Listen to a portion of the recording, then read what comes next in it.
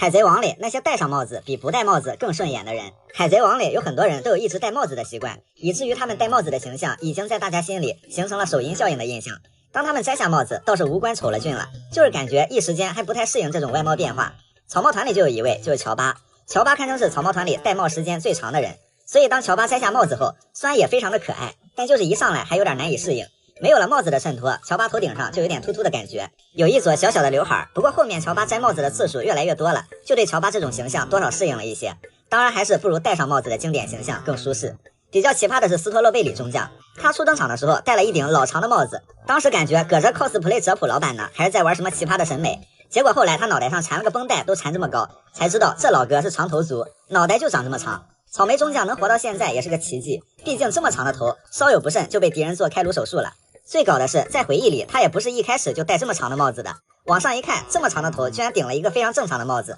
只为匹配制服，非常搞笑，大可不必。也许草莓中将也觉得普通帽子还是太离谱了，后来终于找到了这种更适合他的加长款帽子。鹰眼一直以来戴的帽子非常有特点，很宫廷风的羽毛花簇礼帽，尽显贵族气息。但长期戴帽子的鹰眼一直被人好奇帽子底下究竟是什么样子的，经常被怀疑是秃头。直到顶上战争后，鹰眼摘下了他的帽子，是一款后刺背头发型。单说有没有帽子，倒也丝毫没有影响鹰眼成熟男人的路线，同样保持着帅大叔的气质，就是老远都能闻到鹰眼头上啫喱水的那种感觉。不戴帽子的鹰眼显然变得更温和居家了，不过还是戴上帽子更显强大气场，和鹰眼那种生人勿近的高贵、世界第一大剑豪的极致更加搭配。赤犬经常戴着一顶印有 Marine 的海军帽，至少从他还是新兵的时候，甚至小时候就喜欢戴帽子。直到顶上战争期间，赤犬的计谋得逞后，得意的摘下了他的帽子，就是一个很简单干练的平头，或者说是当兵头，依照的就是其原型菅原文太在无人义之战中的形象。只不过赤犬的办事作风过于暴力凶煞，赤犬糊了自己的发型的时候，实在是让人觉得多少有点油腻，都有点认不出来了。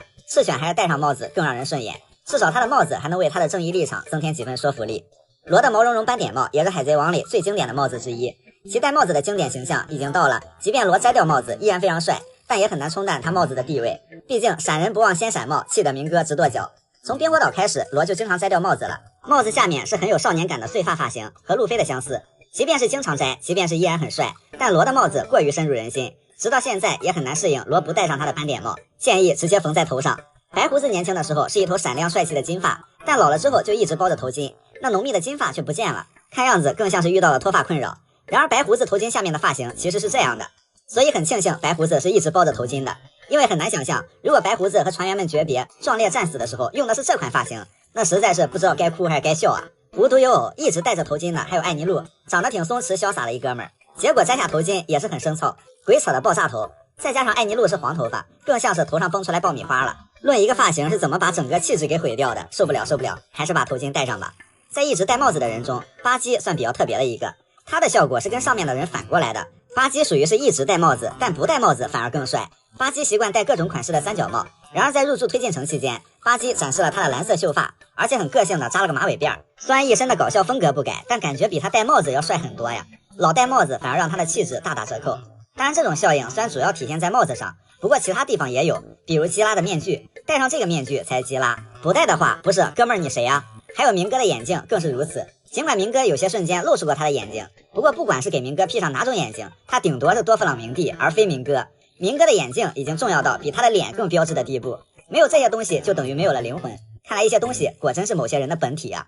9亿多贝利的榨汁机斯木吉，四皇大妈曾经有甜点4将星，其中斯纳格在主角还没有来蛋糕岛之前先跪为敬，败得一塌糊涂，被原地踢出群聊。克利加又败得莫名其妙，一个败在路飞的肚皮上的男人。将星的牌面也只有卡2在苦苦支撑，还有一个将星可以说是全场唯一一个没有躺下过的将星，当然这只是因为他出手次数寥寥无几。悬赏9亿3200贝利的奶昔斯木吉，人送外号划水王，也是9亿赏金8亿的腿，名副其实的大长腿美女。理论上划水并不代表实力就弱，黄老爷子既能划得了水，也能演得了戏，更能秒得了人。实力是实力，划水是一种态度。所以斯木吉和黄老爷子一样，一场大战下来都是队友重伤的重伤，轻伤的轻伤，自己只是衣服微脏。斯木吉刚一出场就展示了一波骚操作，榨魅汁。这榨果实能力能榨出物体的水分，被榨干的生物当然就会嗝屁。不过有一段时间的施法时长还到不了一碰就死这么 bug。之后布鲁克溜进了宝物间，还弄到了钥匙，开始撬历史正文。奶昔妹子倒是很淡定很自信，在门外堵布鲁克，想着只要那骨头出来就把他整死。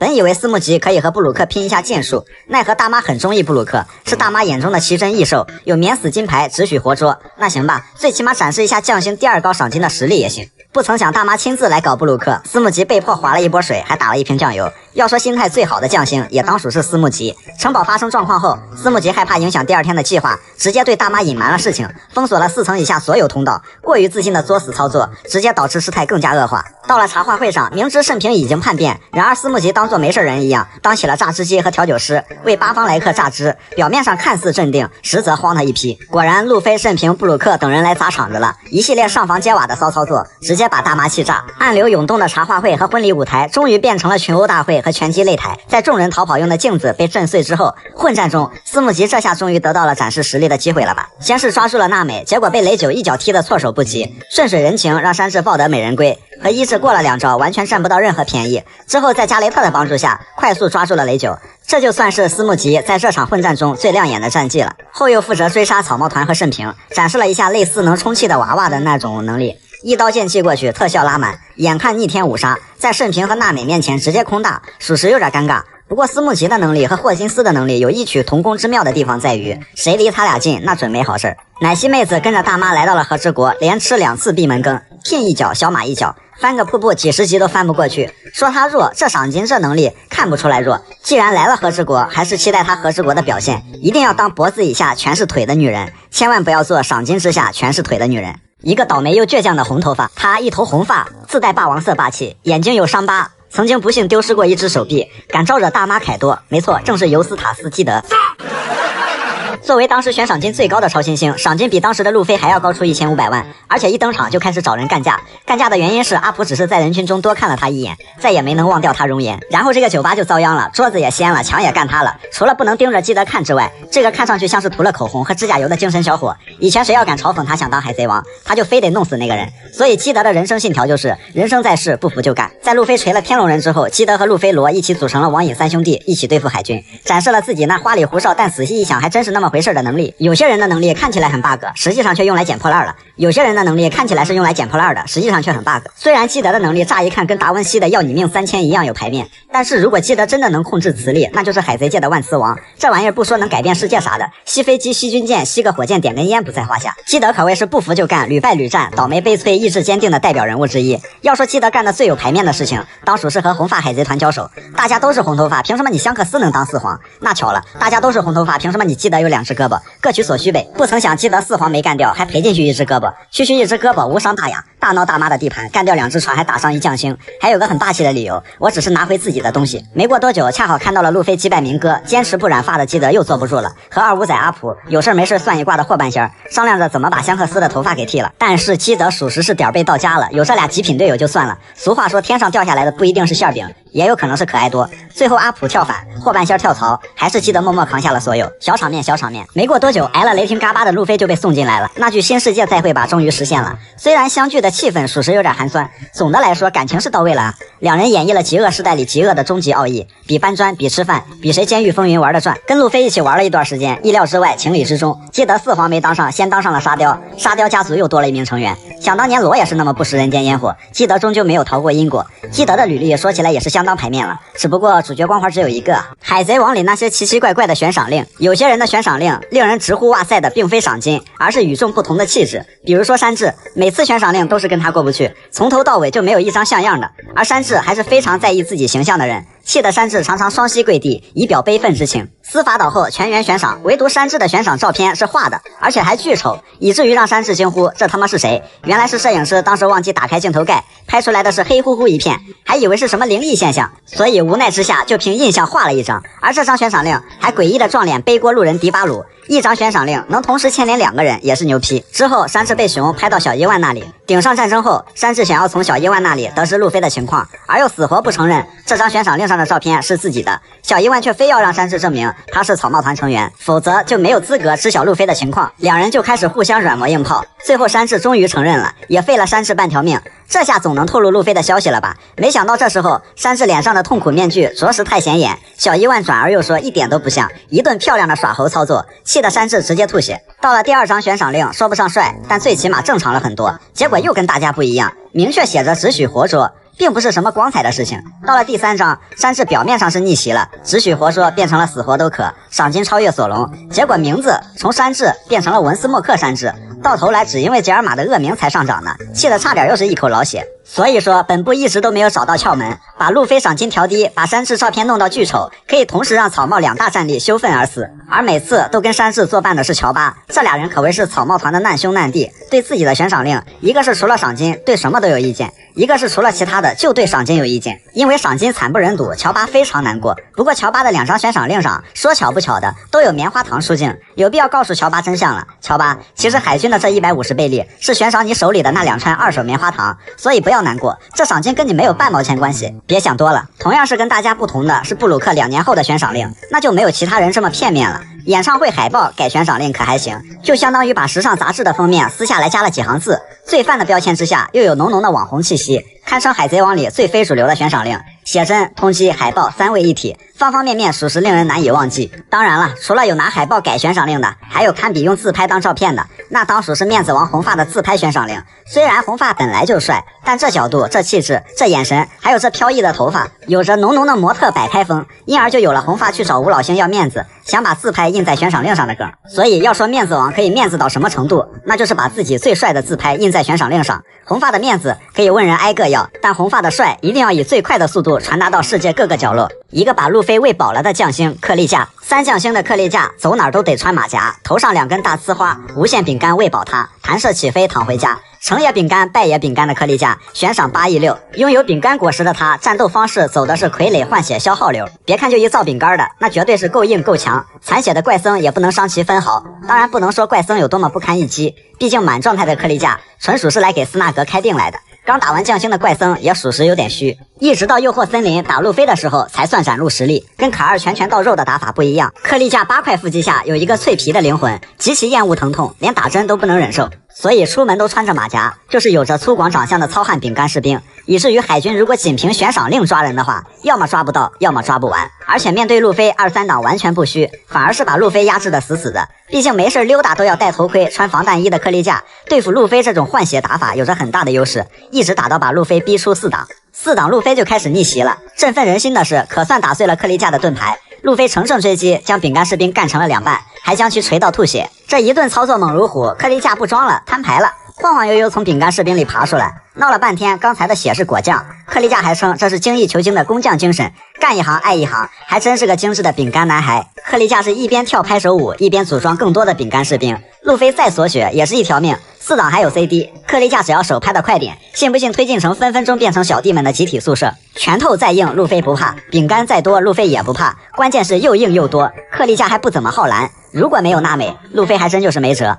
就在克利架拉拉队长当着正在兴头上的时候，娜美一场怪雨软化了饼干大军，这克利架秒变士力架，让路飞横扫饥饿，做回自己。之后路飞就开始狂吃饼干，跟克利架打消耗战，你造我就吃，你吃我就造，撑得路飞就走不动路，气得克利架那就咬牙切齿。能把吃货路飞撑到想吐的人，也就当属克利架。这不仅是把路飞给喂饱了，还触发了路飞4档坦克人的保护形态，一发加农炮球，不知道让克利架撞穿了多少东西，弹出去几千上万米，牙都给弹掉了好几颗，一直穿过森林，再到撞穿几个山头，到了蛋糕城，11个小时之内包邮到家，属实舒服。您的儿子已到货，请签收，可谓是路飞快递，儿子必达。肉美价廉的乔巴同学，说到海贼王里性价比最高的海贼，乔巴乔老大必定要有一席之地。在不变身的情况下，脾气温和呆萌可爱，身材小巧不占空间，饭量不大，独爱棉花糖。最重要的是现在是挂着100赏金，打着几十亿的价，寒酸的身价换算下来也就差不多等于几份报纸的价钱。也就是说，把乔巴卖给海军，可能还换不来一串他最爱的棉花糖，但是只值100倍利的乔巴可以活捉4皇大妈，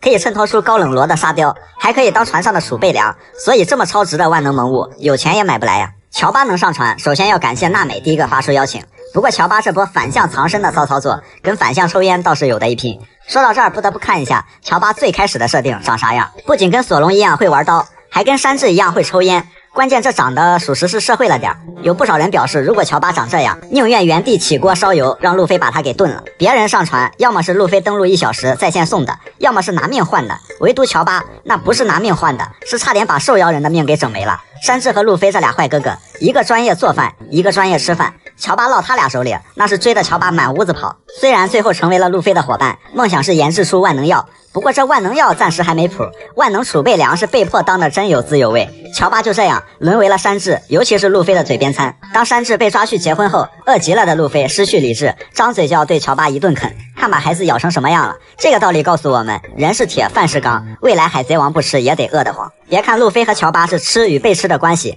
这两人有着无比相似的共同点，那就是脸盲，堪称草帽脸盲二人组。乌索普戴个面具，鼻子都遮不住，显而易见的问题，全团人就这俩哥们认不出来。2年重聚时，路飞和乔巴无比默契的把假索隆山治认成了真的，反而搞得假草帽团一脸懵逼。比较尴尬的是，人家假草帽团都看不上乔巴这只离不离猫不猫的宠物。虽然乔巴同学肉美价廉，但这100倍力实在对不起他的战绩。打 CP9 的时候拼了命的打，蓝波球当饭吃。怪兽形态下的乔巴一拳把 CP9 的位取给锤懵了，司法岛后全员悬赏，乔巴废了大半条命，悬赏50，气得乔巴无语凝噎。在德岛打了一圈酱油的乔巴反而是赏金翻倍，后来为了保护桑尼浩和娜美，与大妈周旋，舍命挡了大妈的皇帝剑，还要和大妈同归于尽，名副其实的100赏金打着几十亿的架。结果蛋糕岛结束，乔巴1分钱没涨，越努力越幸运，这句话在乔巴身上似乎没啥用，还是越炖越好吃比较适合他。现在好了，亲手俘获一只40多亿的大妈，再不给提赏金那就说不过去了。不然乔巴要对尾田来个灵魂质问，不会吧不会吧，你不会真的想看我丢下100倍力，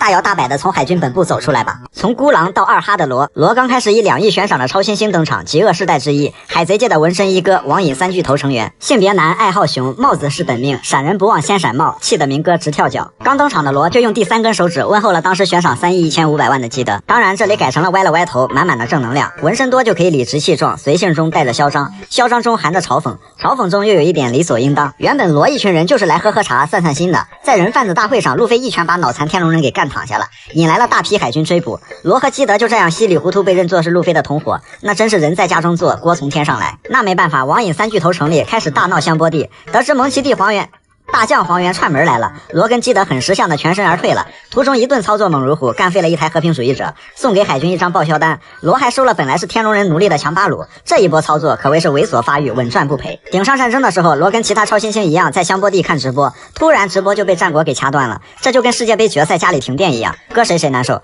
就在基德等人犹豫不决，霍大仙原地算了一卦之后，罗直接相当排面的扛着刀带着人去现场体验氛围了。也正是因为这个契机，罗才能在最后出现在马林凡多，救了路飞和慎平。在黄猿一次断技能一次空大后，路飞顺利脱离险境。当然罗为什么要救只有一面之缘的路飞？别问就是地质一族雷锋精神铭记于心。下次见面罗就换了个身份，拿100份土特产换了一个七武海。有了这个身份，罗的复仇计划就正式开始了。之后就拼了命的要把明哥往阴间送。罗的童年是个悲剧，幸运的是他后来遇到了温柔的罗西南迪、贝波、夏奇、佩金、草帽一伙这些人，让有着和明哥同样悲惨身世的他走上了和明哥截然不同的人生道路。所以那时候的罗心里的复仇火焰虽然越来越旺盛，但身上的气质也越来越沙雕化了。自从跟路飞组了同盟，高冷气质衰弱了，沙雕气质油然而生了，不羁笑容减少了，满脸懵逼是家常便饭了。路飞他们把乔巴绑到罗的头上，这波骚操作属实是把罗给整懵逼了，瞳孔地震，心态崩溃，高冷气质从此全废。乔巴挂链刀上挂，孤狼也得变二哈。众所周知，罗那傲娇性格是比较排斥和人近距离接触。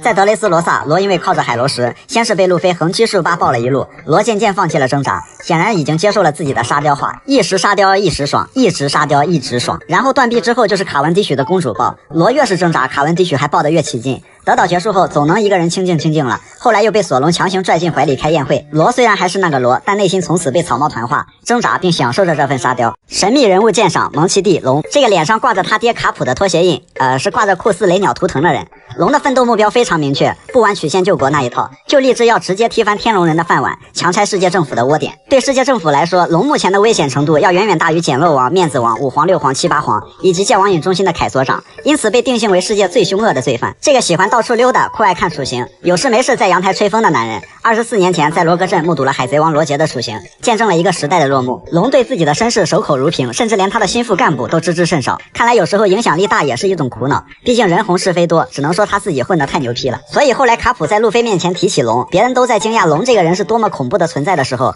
而路飞的惊讶却是原来自己还有个爹。后来路飞又在小伊万面前提起龙，伊万惊讶到原来龙还有个儿子。早在东海戈亚王国火灾时，龙与小萨博相遇，听到萨博对这个国家的控诉和绝望，龙再次洞察到了这个世界的黑暗面，不露两手还真以为我是跪着要饭的。龙救出被国家抛弃的平民，振臂高呼想为自由而战的人就上船，枪在手跟我走，杀四郎抢碉楼。后来萨博独自出海，不料被天龙人击毁了小船，但被龙所救。此时的龙愤怒无比，目光坚定，天龙人的饭碗我砸定了。巧合的是，龙的船还到过双月村，当其他小伙伴都来围观伊万的大脸时，有个绿毛小鬼此刻正在不远处训练。索隆怎么也没想到，多年之后稀里糊涂跟这艘船的主人的儿子一起当了海贼。对于路飞成为海贼的态度，龙和卡普显然是两个极端。卡普的梦想当然是想让路飞成为海军，还多次暴露出想揍香克斯一顿的冲动，而龙则是完全放养。在罗格镇，巴基准备处刑路飞的时候，突然一道闪电下来，巴基糊了，路飞得救了。又突然从斯摩格背后出现，烟鬼飞了，路飞得救了。而且龙对路飞成为海贼这件事说了这么一句话：不过巴基从此再也没有打过路飞的主意，当了七武海，开了大公司。斯摩格却还对路飞穷追不舍，就开始了诡异的连跪之路。好家伙，莫非龙也是个面子王？当然了，蒙奇家族一向以实力征服大海，祖孙三人分别混迹于不同的势力，以至于路飞走到哪儿都有熟人。要问蒙奇家族到底有多牛批，一口一个好可怕，四海皆为蒙奇家，简直是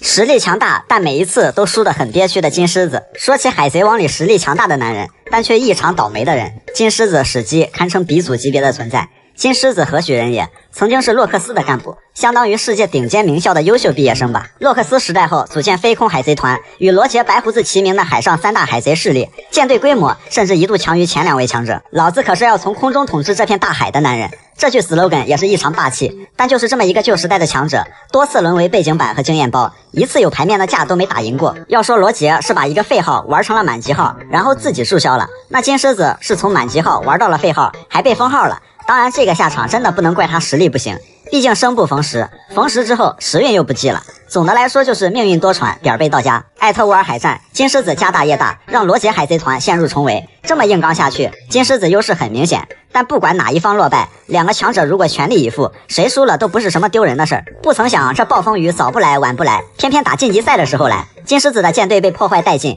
而且海贼世界里的炮弹那命中率都惨不忍睹，更别说一个飞出来的船舵。哎，说巧不巧，正中金狮子的头盖骨，顿时真脑壳痛。如果这个船舵有灵魂，可以自豪地说，看到了吗？不开玩笑，我曾凭一己之力阻止了金狮子称王。此后金狮子老实了，罗杰又不老实了。当上海贼王，早已身患绝症的罗杰选择自首。罗杰自首那是笑呵呵，金狮子听到那直接就坐不住了，一枪打伤了一个小弟，看到他疼得满地打滚。金狮子一看，哦，原来这不是个梦啊。不太明白来龙去脉的金狮子有点莽了，但一个人单枪匹马闯入海军本部，也属实是真男人。站在堆积如山的尸体上，面对卡普战国，金狮子直言，罗杰可是老子认可的人，怎么可能被你们这帮废物活捉？这下好了，金狮子蒙在鼓里，还被打了脸。罗杰是自首的，被活捉的却是他金狮子本人。卡普战国稀里糊涂的钓了一手好鱼，妥妥的最大赢家啊！昔日的大佬在监狱里躺舒服了，金狮子自断双腿，成功越狱，成为推进城越狱第一人，将自己的鹰石和木窟两把名剑绑在腿上，从此以舵顶天，以剑为地，属实牌面。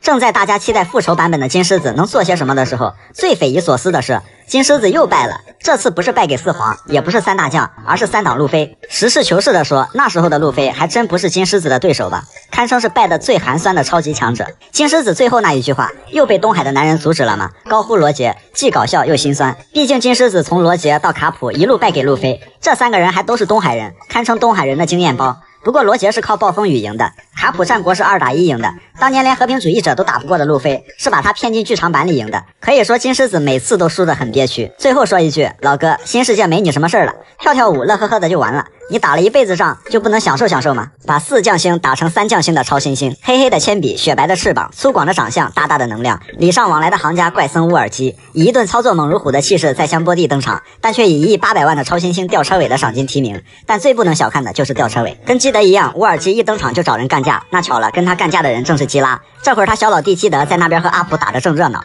基德海贼团招谁惹谁了？别的超新星该吃吃该喝喝，基德基拉俩兄弟是别人看他们不顺眼，他们看别人更不顺眼。当然乌尔基这奇葩的能力，不被揍得头破血流就不会跟别人动真格的。因果报应能将对方对自己的攻击转化为自己强化体型和力量的 buff， 可谓是一狠肉二扛揍，踏着揍得半死的节奏，一拳打谁谁难受。在别的超新星3、5成群才能拖住和平主义者的时候，乌尔基敢一人硬刚和平主义者，挨揍是反击的资本，发挥果实能力后甚至一度占了上风。奈何遇到了工资已经到位的蒙蒙的大将黄猿，乌尔基被黄猿老爷子一脚踢在了肾上，飞了出去。不过这位赏金不怎么亮眼的超新星，在表现上确实有点东西。真正让乌尔基证明自己有点东西的封神一战，还是2年后进入大妈的领地，以刚刚过亿的身价，正面击败了悬赏6亿，且当时是甜点4将星之一的斯纳格。斯纳格一跪，夏洛特玲玲直接就夏洛特烦恼了，4将星变3将星，一个超新星成就了前所未有的将星之耻。之后将星克利驾率复仇大军来堵乌尔基，不曾想乌尔基刚打完一个将星没多久，还准备再次硬刚克利驾。动漫里这段怪僧被克利驾的饼干人吊打，但漫画里乌尔基在将星加大妈2个灵魂本体分身加复仇大军中1挑3才没打过，还极限逃跑。这波骚操作对应勉强过亿的赏金，属实有点寒酸了。乌尔基在空岛养伤时看到了可爱多跳楼找刺激，因此莫名其妙开始超度。当然咱也不知道他是超度的可爱多，还是超度的正下方准备去干红发，但凑巧撞到可爱多怀里的基德，然后倒霉的基德就进了戒网瘾中心。乌尔基的励志故事告诉我们，大器晚成也能一鸣惊人，不是在挨揍就是在挨揍的路上，不一定是件坏事。因果报应总有时，因为他挨的揍迟早会揍在别人身上。旧时代的老园长，新时代没有我能站的处刑台。佛之战国，战国海军本部前元帅兼动物园园长，2年前身边有小鸡小狗小猴各一只，喜欢放羊养海鸥，退休后身边还多了只大猩猩，没有人比他更懂饲养。与卡普泽法赫同期的战国老爷子在实力上也是天花板级别，霸王色霸气稳稳拿捏，与卡普联手锤爆金狮子，与白胡子是冤家路窄，只不过长时间站立，这腿会站得有点麻。跟青雉一样，战国在不同时期有着不同的正义观，只不过青雉是相反的2个正义。战国从君临于世的正义到绝对的正义，其实说起来战国还有一种正义，退休的正义。因为啥？临近退休的时候，战国被世界政府给忽悠了一把，让他这个为海军奉献了大半辈子的人产生了一丢丢的怀疑态度。当时顶上战争结束，战国得知推进城里的大佬们要么就被黑胡子给捡漏了，要么就趁机跑了。推进城6层，那可都是狠角色，那不像巴某人凭运气进去的，这都要放出来的话后患无穷。就在战国准备下达通缉令全球通报的时候，世界政府居然要封锁消息，气得战国咬牙切齿，当然更多的是惊吓。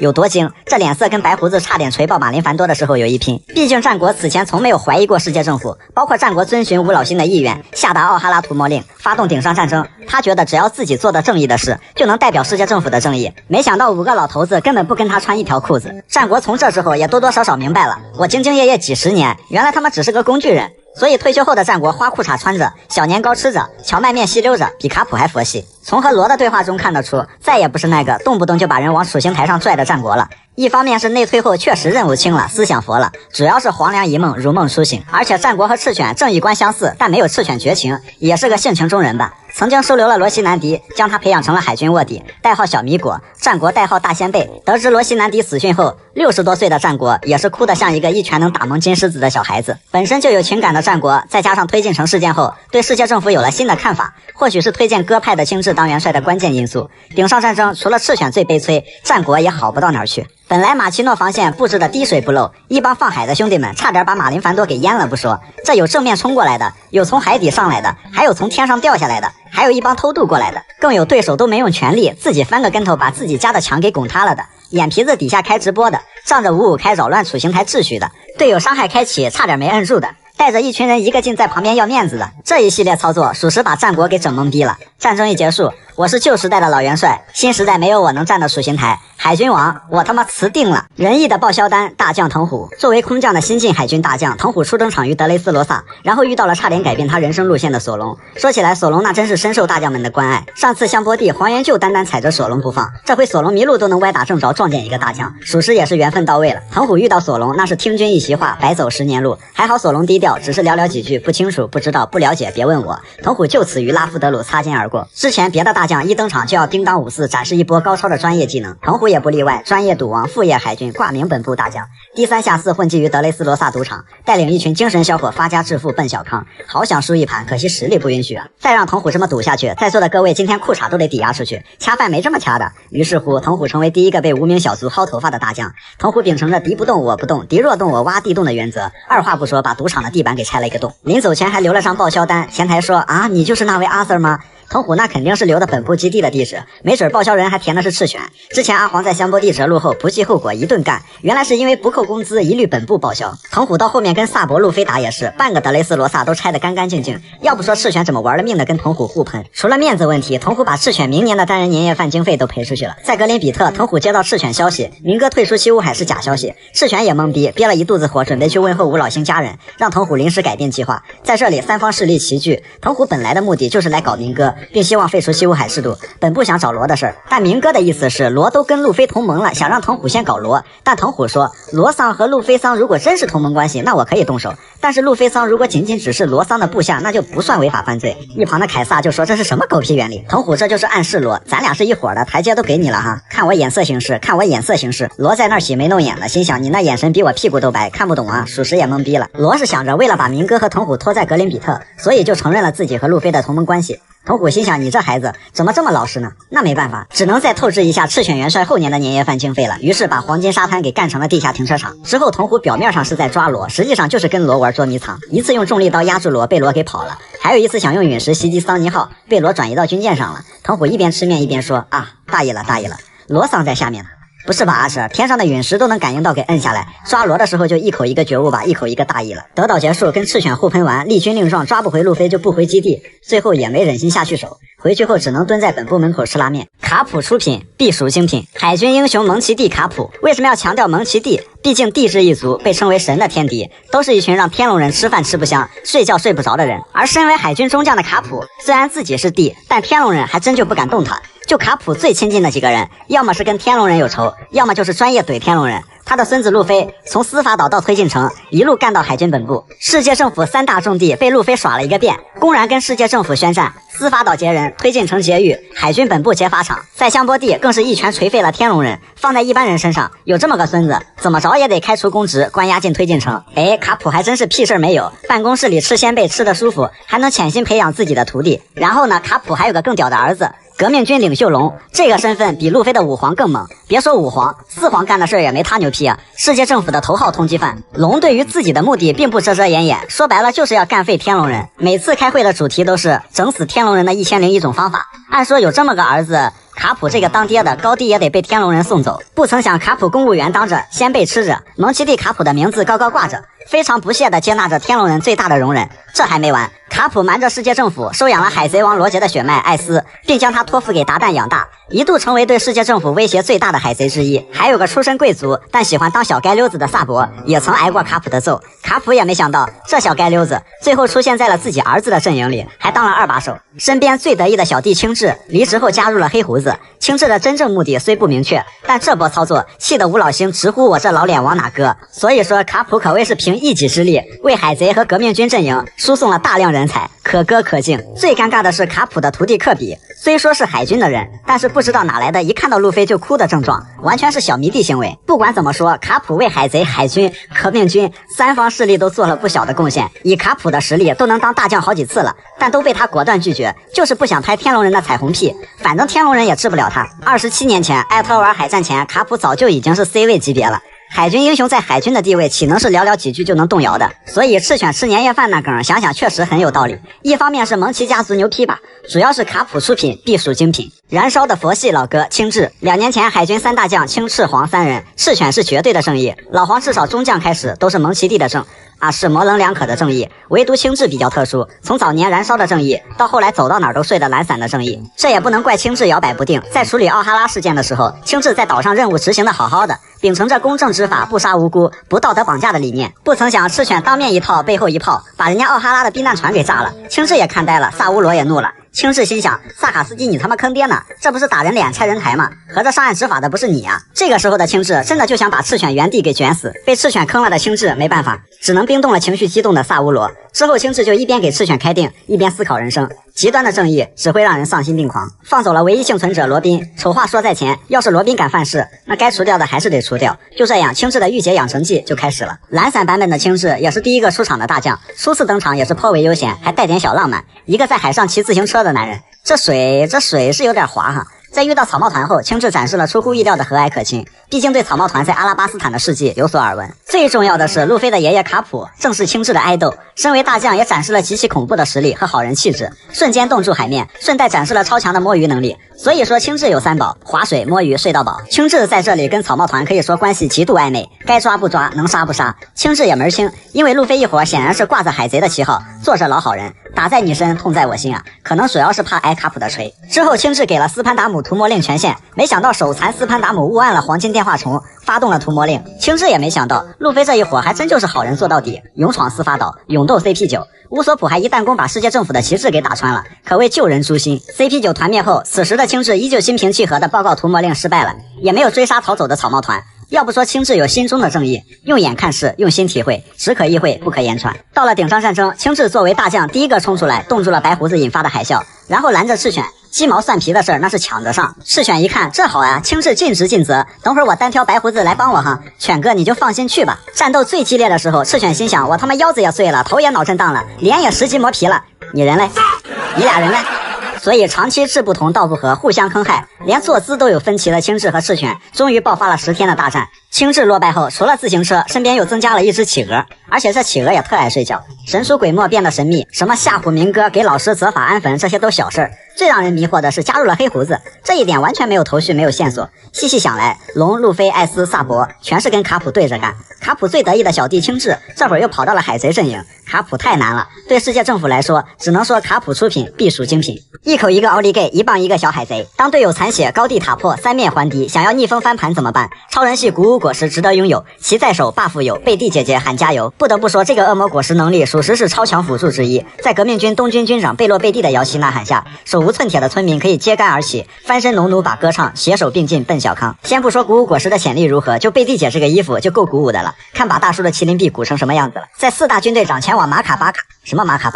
马巴卡王国的途中，恰好遇到了黑胡子旗下桃胡子海贼团烧杀抢掠，欺男霸女，桃胡子悬赏5200万，在新世界悬赏没过亿，细细品一下，那不是五五开就是经验包。光天化日之下欺负良家少女，大庭广众之下连牛奶都抢，牛奶妹莫达被狠狠推了一下，还好撞到了突如其来的安全气囊上，敢推艾斯的救命恩人，完了，桃胡子摊上事儿了。作为大姐头贝洛贝蒂自带霸道女总裁的气质，身穿潮流一片红，霸气华字不离口，职业病又犯了。最看不惯别人在自己面前被欺负，还是那么可爱的小女孩，大旗一挥，颇有枪在手，跟我走，杀四郎抢碉楼的气势。所有人包括老弱病残都开始了反攻。莫达拿起木棍敲向桃胡子，想要抢回牛奶。贝洛贝蒂大旗一挥，姐给你加个 buff。好家伙，柔弱少女牛奶妹一口一个奥利给，一棒一个小海贼，直接秒杀了5200万的桃胡子。这 buff 加的未免也太霸道了。之后5200万悬赏拱手让给了民众，贝洛贝蒂给莫达留了革命军的联系方式，然后大旗一收，眼镜一摘，华子一抽，微微一笑，成功收了一个小迷妹和一大群小弟，属实牌面。把牛吹到一种境界，便是预言神乌索普。海贼世界里奇葩的神人数不胜数，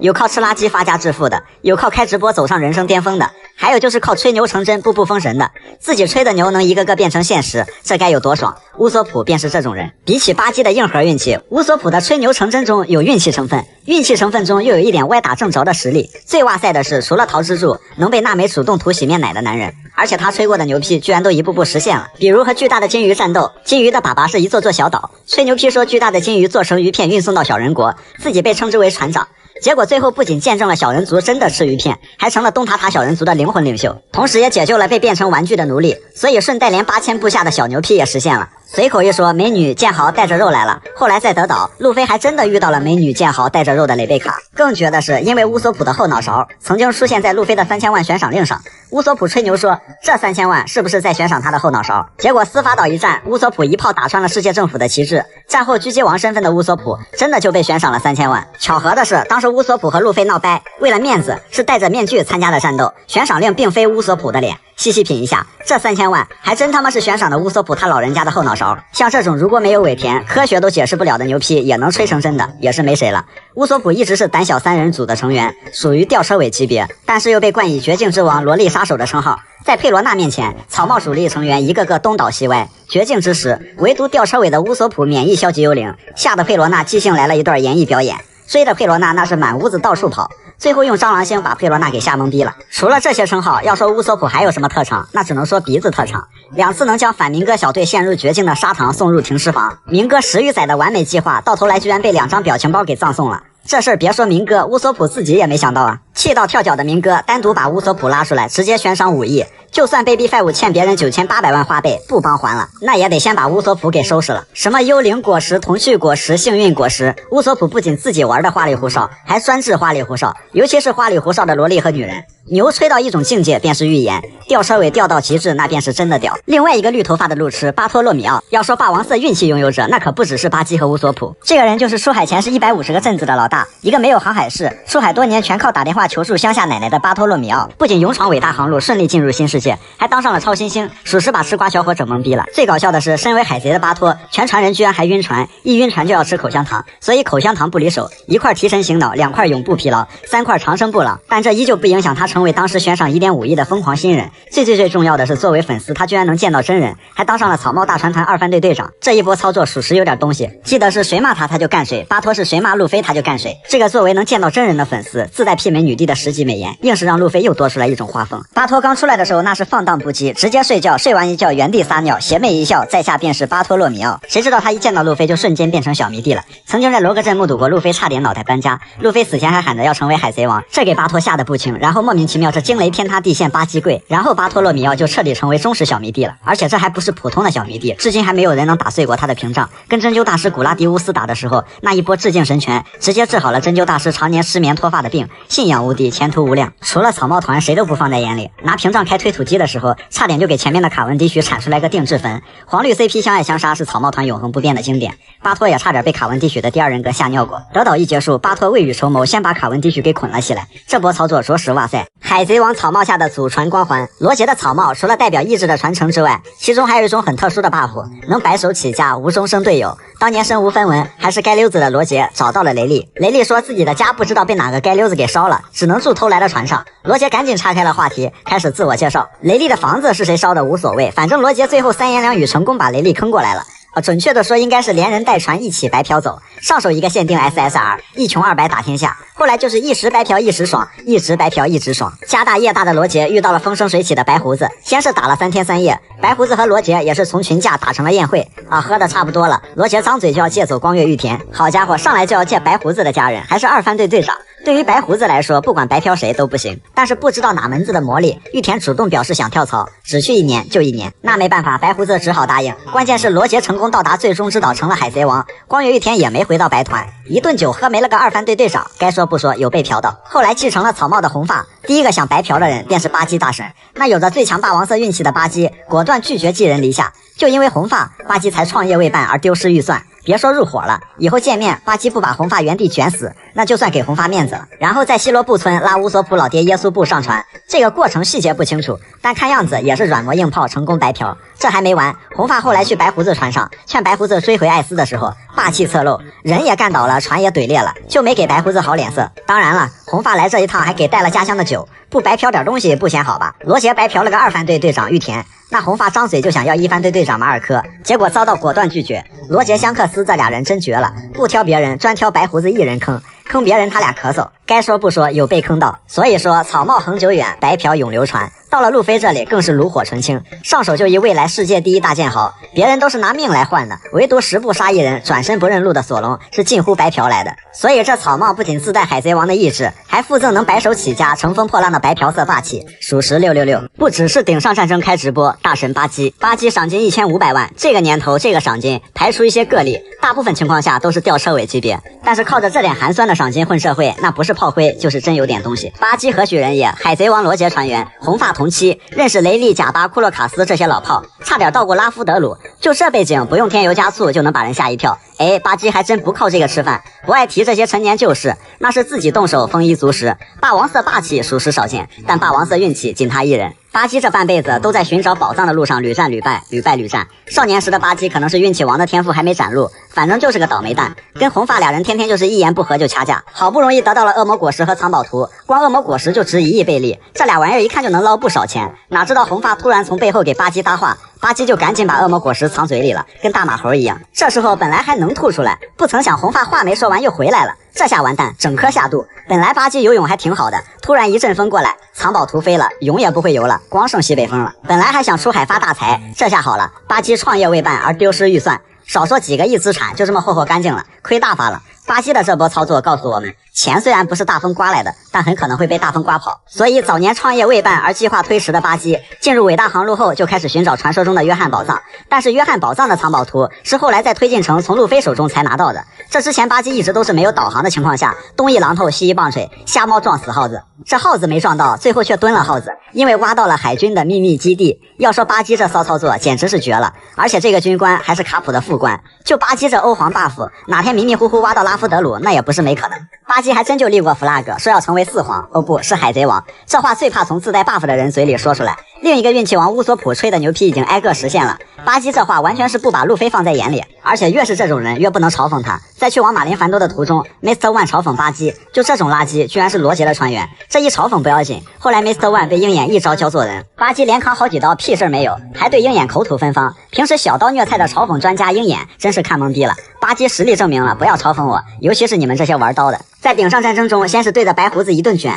不曾想白胡子居然点名求联盟，然后挡了世界第一大剑豪的剑击，继而对鹰眼又是一顿卷。看到四皇红发更是丝毫不给面子。顶上战争中敢不给红发面子的人，万里挑一的巴基第一个起立。光是白胡子和红发的赏金加起来就接近100亿，巴基敢挨个喷，属实牛批。中途依次从青雉、赤犬、黄猿三大将的轮番攻击下顺利脱身，也是千钧一发之际救了路飞和慎平，最后还以吊车尾赏金的牌面当上了七武海，开了大公司。这运气也是没谁了。要说乌索普的运气中还有些实力，那巴基大神是真硬核运气。这个时代名为红鼻子，分分钟想要原地结婚的女帝波雅汉库克。对绝大部分人来说，顶上战争是一个残酷激烈的血腥战场，而对女帝来说却堪比浪漫感人的婚礼殿堂。看着未婚夫带着伴郎们跑来婚礼的路上，炮火子弹和嘶声叫喊纷纷化作宾客们的红包与祝福，与路飞的婚后生活浮现于眼前。一国之主的自己可以当牛做马，做个贤妻良母。没错，女帝这会儿幻想症又犯了。当然这什么原地结婚的幻想症完全是遇到路飞之后才有的。女帝之前是最讨厌男人，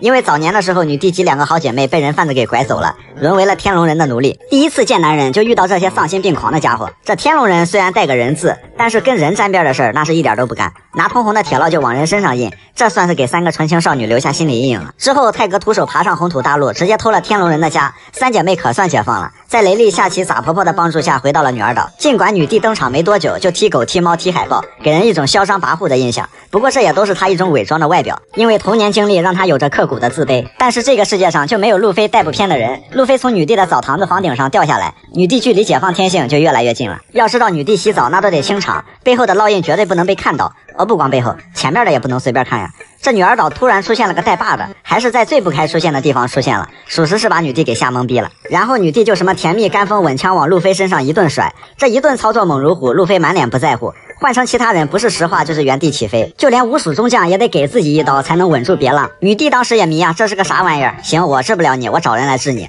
这也看得出女帝刚开始对路飞还是很排斥，始于颜值是不存在的。让女帝的看法有所改变的原因，一是因为橡胶果实可以是因为在敌对的情况下挡住了好姐妹背后的烙印。二是女帝让路飞从自己走，还是救玛格丽特他们，两者中做选择。没想到路飞选择了后者，并磕头感谢。第三点是女帝真敞开心扉，把自己的过去告诉路飞。路飞表示自己不仅锤过天龙人，还要见一个锤一个，并且完全没有瞧不起女帝的身世。这下完蛋，女帝彻底沦陷，始于澡堂，陷于才华，忠于人品，痴于结婚。得知路飞要去救艾斯，好，女帝也不管什么仇恨世界政府和天龙人了，毅然决然响应本部召集。为了路飞，就算天涯海角也愿意去。之后女帝就患上了路飞一喊就虚一抱就软的病。到了顶上战争那就厉害了，女帝都算不上是立场模糊，她的立场是谁敢欺负路飞就踢谁，海军海贼一起揍，完全就是一护肤狂魔。平时几个超新星才能勉强干废的和平主义者，女帝直接一脚把头给干碎了。斯摩格更是再次尝试了欺负路飞就得挨揍的恐惧感。2年修炼前听到雷利要带路飞进行残酷训练，女帝管他是谁的左膀右臂，这都快把雷利的鼻涕给捏出来了。还有之后一记大方向脚踢巴雷特，这一脚不仅把罗给气懵逼了，还把电影院给踢炸锅了。所以说女帝强不强取决于路飞受伤重不重。顶上战争后重伤路飞被罗带走，女帝抢了搜军舰就追上来了，听到路飞伤势严重也是嗷一下就哭出来了。女帝对外一向高冷，唯独在路飞这里可谓是百变女帝，上一秒娇羞下一秒就吃醋。就因为路飞跟佩罗娜搭了几句话，因为路飞船上有娜美罗宾，女帝就会各种受不了，感觉路飞出轨或者自己被抛弃。以汉库克的脑洞来说，完全可以脑补出几百集渣男和痴情女的恩恩怨怨的苦情剧。所以说女帝有三宝：撒娇、吃醋、芳香脚。2年后女帝也是亲自为路飞送行，那一大包东西不是别的，正是对路飞沉甸甸的爱，还把自己的衣服给路飞穿，阻挡海军军舰，掩护草帽一伙顺利出航。七武海制度废除后，率军来围攻女帝的不是别人，正是克比。女帝帮过路飞，克比是路飞小迷弟，卡普是路飞爷爷，是克比师傅。这关系太乱，克比看着办。女帝同样是人不怎么在线，但人气从来没掉过线，近2次投票都是高居第10。话说回来，如果2年前路飞努力一点，现在2胎都该有了。傲娇脾气小内八，幽灵公主佩罗娜，这个丫头和罗有个共同爱好，那就是喜欢身边的那只熊。双马尾小皇冠，哥特萝莉缺陪伴，方方面面很可爱。刚开始作为七武海莫利亚的干部，3怪人之一，直接拉高了团队颜值。另外2个干部，一个坟头蹦迪，最后把自己蹦进去的阿布萨罗姆，一个和罗是同行但长相背道而驰的后古巴克。除了佩罗娜，莫利亚的干部属实长得有点东拼西凑。佩罗娜这傲娇脾气小内八，哥特装扮小嘴巴，不仅不让人讨厌，反而贼招人喜欢。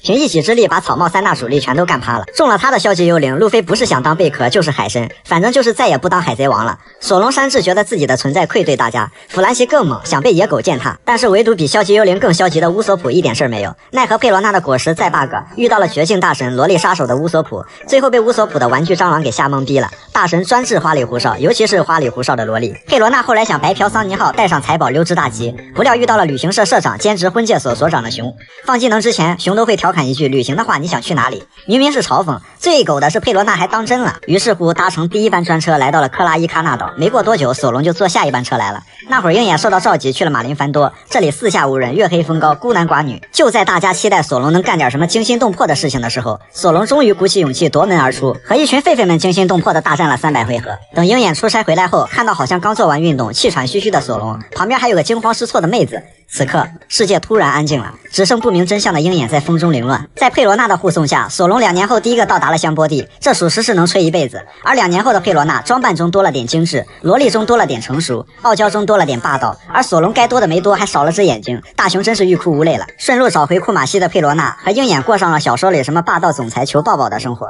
要说鹰眼这脾气性格，倒是把佩罗娜拿捏得死死的。2人一起生活了一段时间，地里的菜熟了，养的狒狒长大了，方方面面到位了，索隆的头发也越来越绿了。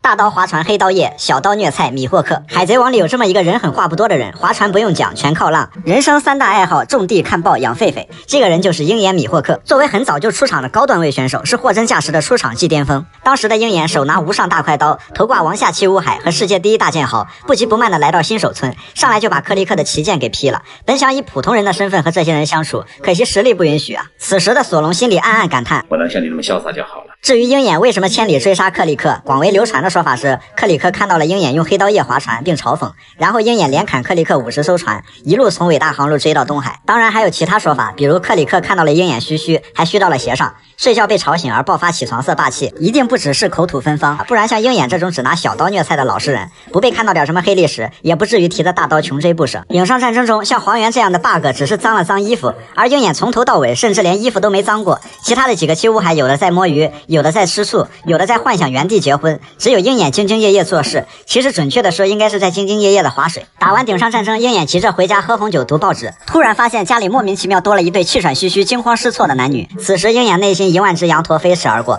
走错了，再三确认明明就是自己家。好家伙，这2人十有八九是来白嫖东西的。别看鹰眼高冷话少，不管红头发绿头发粉头发都能降得住，也能跟逗逼路痴傲娇鬼做朋友。七武海制度废除后，本部立刻围剿了鹰眼，他还是当年那个高冷范儿，自嘲自己又回到了通缉的身份。鹰眼默默端起酒杯，心想如果长得帅也是一种罪过，那我真的是罪大恶极。从燃烧到懒散，从库赞到轻质。在艾特乌尔海战前，22岁的库赞兴奋地跟在卡普的身后，对卡普再次拒绝升任大将这件事崇拜不已。库赞师从泽法，卡普和泽法也是他最为尊敬的2个人。年轻时的库赞抱有满腔热血，秉承着燃烧的正义，那时候的他一定是有远大抱负的，对海军和自己的未来有着无限期许。但5年后的奥哈拉事件将库赞的人生轨迹和对海军的看法彻底改变了。当时为了斩草除根，萨卡斯基果断下令炮击避难船，这种无差别屠杀让库赞无比惊讶。海上的熊熊烈火不断燃烧，烧，而酷在内心的火苗却渐渐熄灭了。心灰意冷的他放走了唯一幸存者罗宾，但对本部及世界政府所贯彻的正义有了怀疑态度。此后他变成了眼罩不离身，走到哪儿睡到哪儿，一身懒散气的青雉。顶上战争时，坐在处刑台前的青雉不屑地看向一侧，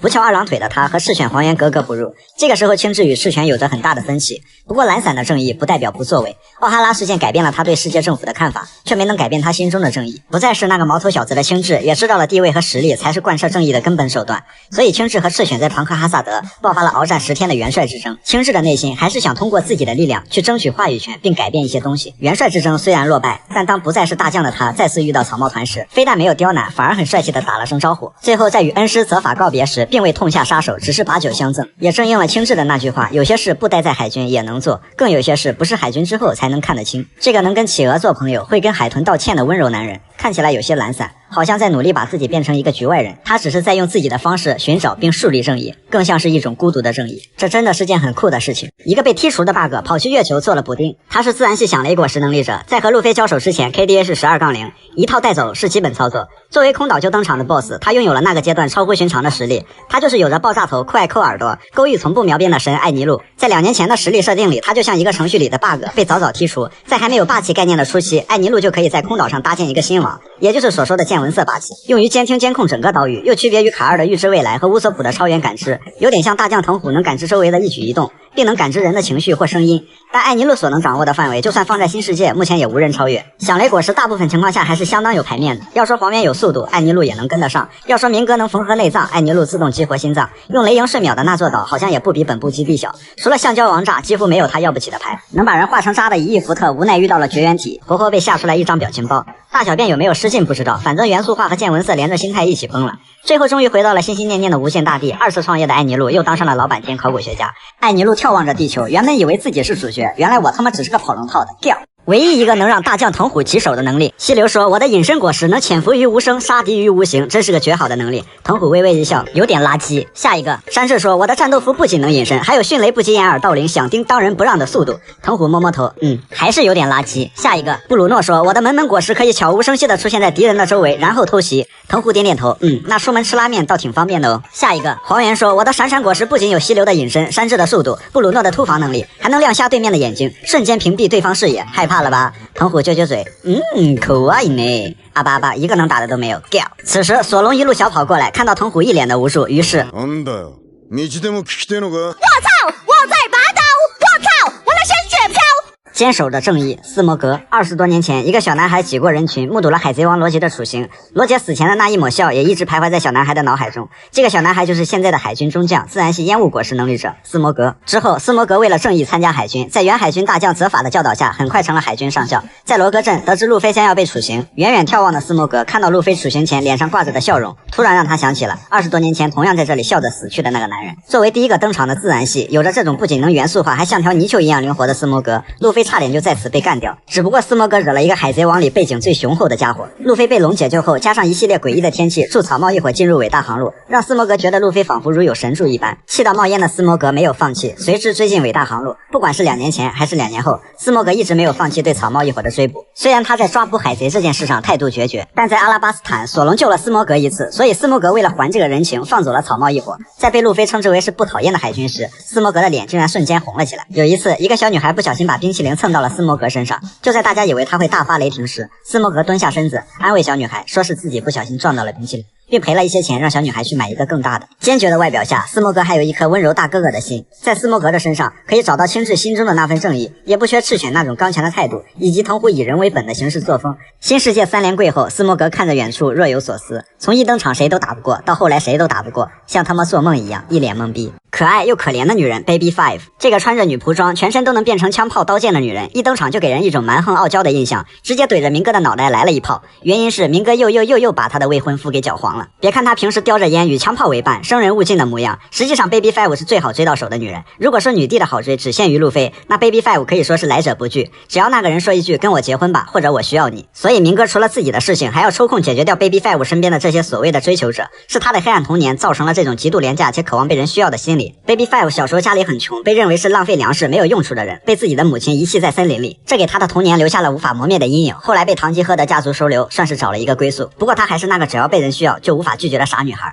不管是借钱、推销，甚至求婚，都觉得是自己被人需要而欣然接受，以至于欠下9800万贝利的债务，另外还订过50份报纸。如果没有明哥，他也许早就被别人骗走了。后来与老蔡对战，误认为对方需要自己 ，Baby Five 的倒贴病又犯了。老蔡觉得很烦，开玩笑让他自行了断，没想到这傻姑娘真的打算言听计从。青椒趁这时候准备对 Baby Five 下手，老蔡心软了，为了阻止青椒，冲动的将青椒的锥形头给踢歪了，也阻止了 Baby Five 寻短见。因为老蔡冲冠一怒为红颜，从而激发了超乎寻常的潜力。没想到青椒不仅没有生气，反而很欣慰，将八宝水军栋梁的位置传给了老蔡。Baby Five 也背叛明哥，欣然接受了老蔡的求婚。我靠，老蔡才是人生赢家呀！继承家业，迎娶白富美，加入未来海贼王的麾下，官场得意，情场更得意，妥妥的人生巅峰。路飞最大的安全感来自黄猿。黄猿在战场上一共和路飞相遇了6次，结果6次路飞全跑了。只要有黄猿出现的地方，战局都会变得微妙。蒙奇帝黄猿带来的安全感真真切切。在香波地群岛，黄猿首次登场，也是他和路飞的第一次见面。一套操作惊为天人，遇到草帽团直接放倒了索隆。正当大家觉得这老爷子是个狠人的时候，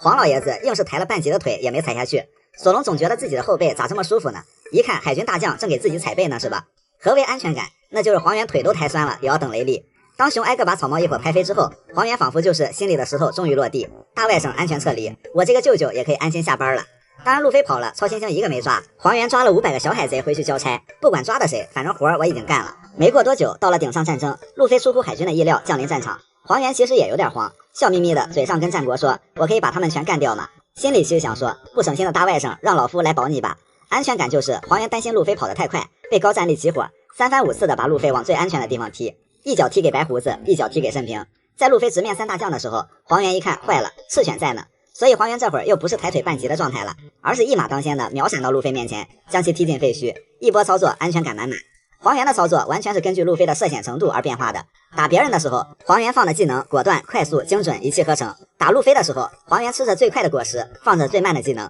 瞄边空大断技能，百步穿杨射钥匙的毛病就全来了。最后黄猿在8尺瞄边玉的饱和打击中，配合顶级见闻色保路飞逃出战场。当然打假拳的战国、老演员的卡普、消极比赛的精致也功不可没。晋级赛5排只有赤犬最后在风中沉没。2年后的剧场版 Z， 黄猿再次潇洒出动，而这里面打责法也堪称是黄猿最认真的一场战斗，但黄猿的操作就很迷。最后时刻草帽团才刚刚起航，精疲力竭的责法已经被精致的兵强给困住，黄猿有足够的状态去分兵围堵草帽团。然而黄老爷子却前所未见的集火已经是强弩之末的责法，草帽团则毫无阻拦的全身而退，这就不得不感慨黄猿的良苦用心了。安全感就是黄猿唯一一次用不瞄边的8尺瞄边玉疯狂轰击责法，是为了吸引全体海军的注意力，保路飞撤退。为此黄猿不惜毫不留情的痛打恩师。在狂热行动里，海军发动了屠魔令，黄猿在最后率领大批海军围堵突围的一众海贼，高高跳起，朝着路飞他们放了一个8尺琼勾玉。索隆3至猝不及防，路飞则表示不慌，老舅的瞄边玉来了，这把稳了。果然黄猿被萨博一招火拳给断大了，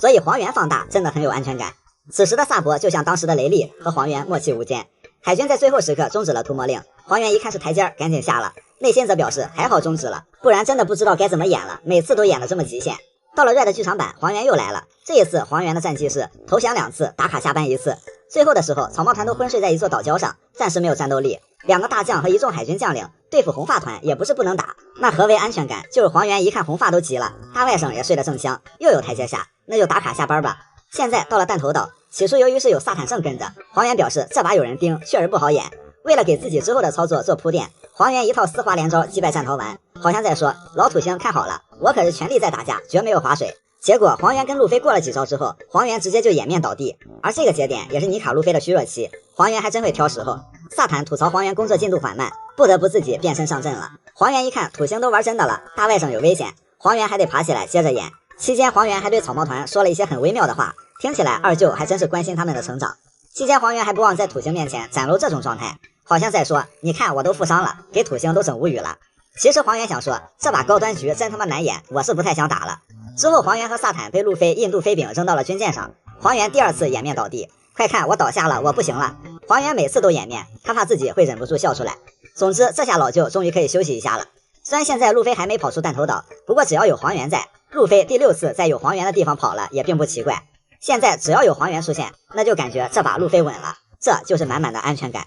令人迷惑的中将卡普。本部有2个奇怪的人，一个吃了能怼4皇的果实，非要做演员的黄老爷子，还有就是有着能干大将的铁拳，非要做中将的卡普老头。卡普刚出来的时候确实挺让人迷惑的，被父皇蒙卡一斧头砍翻在地，就这实力还中将，越往后面越知道这实力这牌面确实当不了中将。海贼王罗杰是他兄弟，革命军老大是他儿子，海贼王儿子和未来海贼王都是他孙子。罗杰也没想到我把你当兄弟，你把我儿当孙子。别说罗杰了，白胡子也没想到，各论各的吧。战绩这一块更不用说了，一拳锤爆青椒，一拳击落小马，和战国把金狮子锤进去了，和罗杰把洛克斯干退游了。反正就这个资历，元帅也是妥妥的。没想到元帅他不仅没兴趣，卡普自己不仅隔三差五就要对天龙人口吐芬芳，儿子和孙子还天天琢磨着怎么把天龙人脑袋拧下来。搁一般人早就台上一跪，手洗刀落洗洗睡了。不曾想卡普中将当的自在，还多次主动拒绝升任大将，打得天龙人的脸啪啪响。别问就是叫蒙奇地牌面。顶上战争中，卡普心想，我都暗示这么明显了，青黄二将到最后摸鱼的摸鱼，断大的断大，点到为止，见好就收。赤犬还不看剧本，闷头冲。刚死磕完白胡子的残血赤犬，怎么也没想到小猴小鸡已经金盆洗手，而自己还在被抬的边缘疯狂试探。之前白胡子那边开了次队友伤害，接着七武海这边也开队友伤害，本部这边更不甘落后。原来这人传人的现象，顶上战争的时候就有了。